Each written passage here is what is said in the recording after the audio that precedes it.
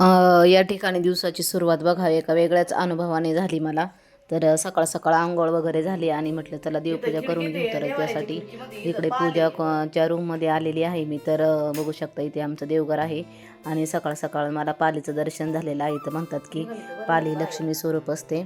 तर सकाळ सकाळ पालीचं दर्शन झालेलं आहे. चला असो, आज आहे संकष्टी चतुर्थी आणि संकष्टी चतुर्थीच्या तुम्हा सर्वांना खूप खूप खूप साऱ्या शुभेच्छा. माझा तर उपवासच नसतो, पण देवपूजा वगैरे करणार आहे.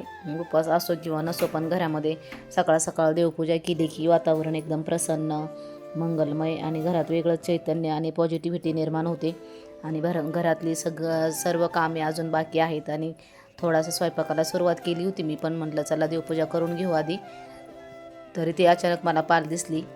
तर आता मी पाल बाहेर काढून टाकलेली आहे खिडकी उघडून. तर पाल बाहेरच्या बाहेर निघून गेलेली आहे. तर बघू शकता आमच्या इकडे सकाळचं वातावरण आहे, किती फ्रेश वाटत आहे. थोडंसं तुम्हाला दाखवण्याचा प्रयत्न केला. इकडे गॅसवर दूध ठेवलेलं होतं गरम करण्यासाठी आणि लगेच मी स्वयंपाकालाही लागले होते. तर या ठिकाणी मी 2 बाजरीच्या भाकरी करून घेतल्या होत्या. बघू शकता तुम्ही या ठिकाणी एक आहे आणि इकडे साईडला करायच्या आहेत बाकीच्या 2 भाकरी. पण नंतर म्हटलं अगोदर यांना कामाला जायचं होतं, तरी ते शेवग्याच्या शेंगाचं सूप बनवलेलं आहे. तर मी पहिले एका व्हिडिओमध्ये दाखवलेलं आहे शेवग्याचे सूप कसं बनवतात. तर या ठिकाणी एक गरमागरम भाकरी आणि शेवग्याचं शेंगाचं सूप बनवलेलं आहे, ते त्यांना देते. आणि ते झालं का लगेच इकडं पोहे भिजत ठेवले होते. मुलासाठी पोहे करायचे होते, त्याला चहा आणि पोहे द्यायचं होतं त्याला नाश्त्याला. तर मग ते पण लगेच करून घेतलं ताबडतोब. तर या ठिकाणी बघू शकता पोहे भिजायला घातलेले आहेत आणि आता त्याला पण पोहे देते. गरमागरम छान असे पोहे झालेले आहेत आणि पोहे वगैरे झाले आणि मग नंतर बाकीचे कामं. प्रत्येक दिवस आपला एकदम साधा जरी असला तरी प्रत्येक दिवसातून आपल्याला काही ना काही आपल्याला शिकायला मिळत असतं. आणि आजचा दिवसही तसाच आहे माझा, एकदम साधा सिंपल आणि छान असा आहे. तुम्हाला नक्कीच आवडेल, तर नक्की व्हिडिओ शेवटपर्यंत बघा. मग अशी मी घाई गडबडीत तुम्हाला पूजा दाखवायचं विसरले होते. तर छान अशी देवपूजा वगैरे झालेली आहे. स्वामींचा दिवा वगैरे पण लावून झालेला आहे. सगळ्यांना तुमचं सर्वांचं संवाद मनातला मराठी ब्लॉग चॅनलवर अगदी मनापासून स्वागत आहे. तर बघा आता सकाळची थोडीशी कामं झालेली आहेत आणि आता बाकीची कामं आहेत. जिकडं तिकडं सगळे आपले आपल्या कामाला गेलेले आहेत आणि आता घरचं राहिलेलं थोडंसं काम आहे ते करून घेते. इकडे आभाळ तर भरपूर आलेला आहे, भरपूर पाऊस येण्याची दाट शक्यता आहे. आता कपडे वगैरे मशीनला लावले आत्ताच. अजून दिवसभरात भरपूर सारी कामं आहेत, तर तेच तुमच्याशी शेअर करणार आहे.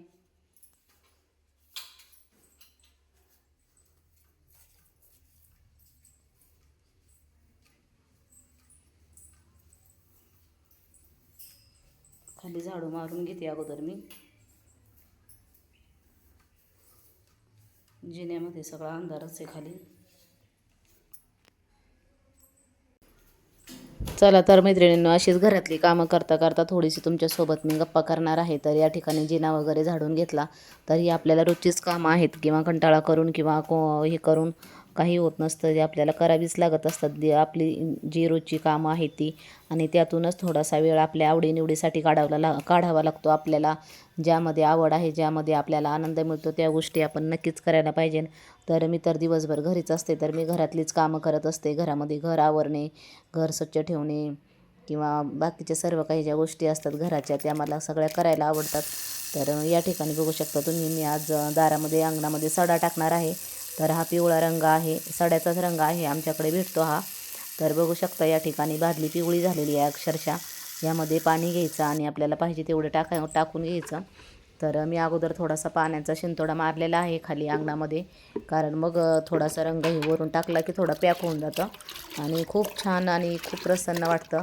तर बघू शकता आता अशा पद्धतीने मी या ठिकाणी सडा मारून घेते आणि तुम्हाला दाखवते.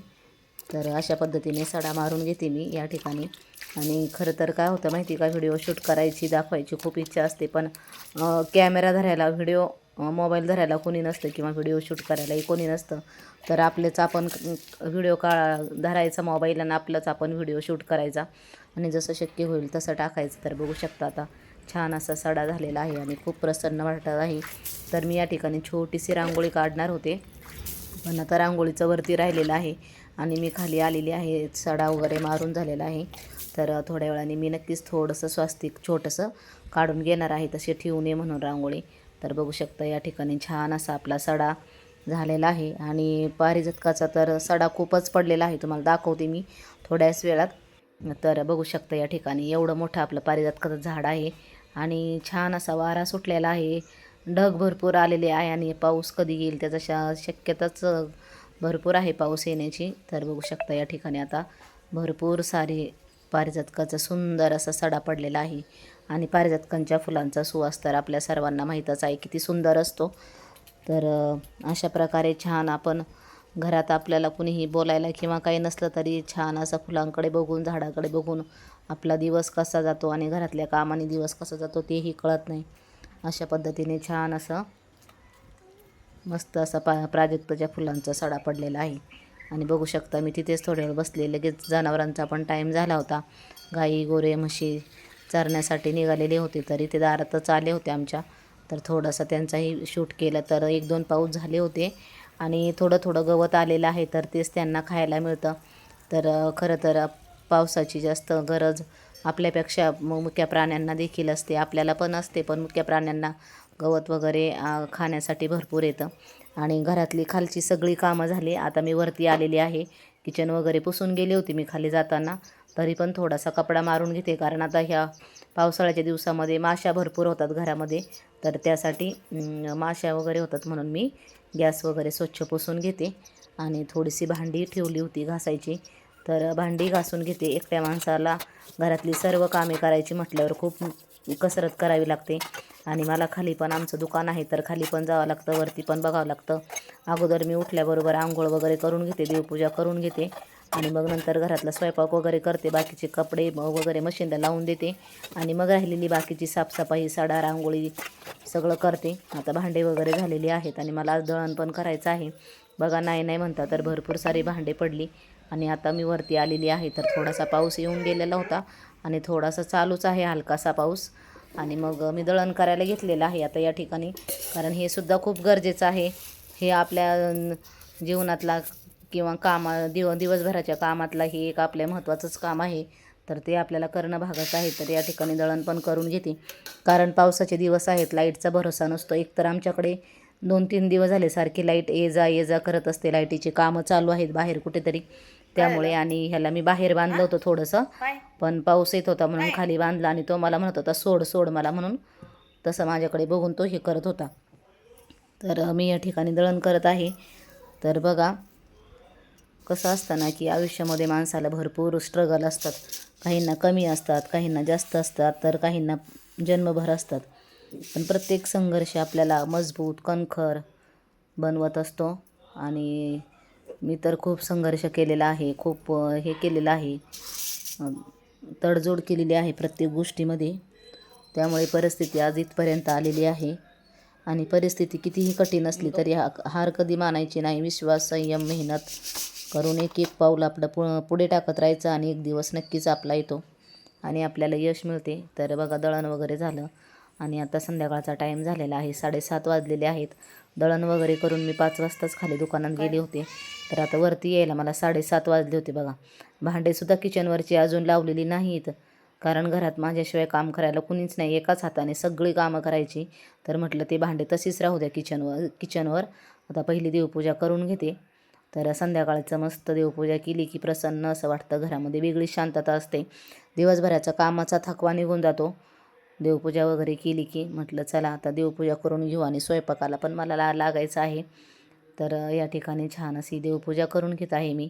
जरी मला उपवास नसला चतुर्थीचा, तरी मी अंगारकी चतुर्थी जी येते ना 6 महिन्यातली, ती मी धरत असते, कारण माझे गुरुवार असतात, एकादशी असते, त्यामुळे मग मला सगळेच उपवास करायला जमत नाही. तर त्यामुळे मग मी चतुर्थी महिन्याची जी असते ना ती पकडत नाही. अशा पद्धतीने छान अशी देवपूजा झालेली आहे माझी या ठिकाणी. आणि मग नंतर हॉलमध्ये जाऊन स्वामींच्याही फोटोला मस्त दिवा अगरबत्ती करून घेतला. या ठिकाणी हळदी कुंकू लावलं, देवाला लावलं, मी स्वतःही लावून घेतलं आणि मग त्यानंतर हॉलमध्येही छान अशी दिवाबत्ती केली.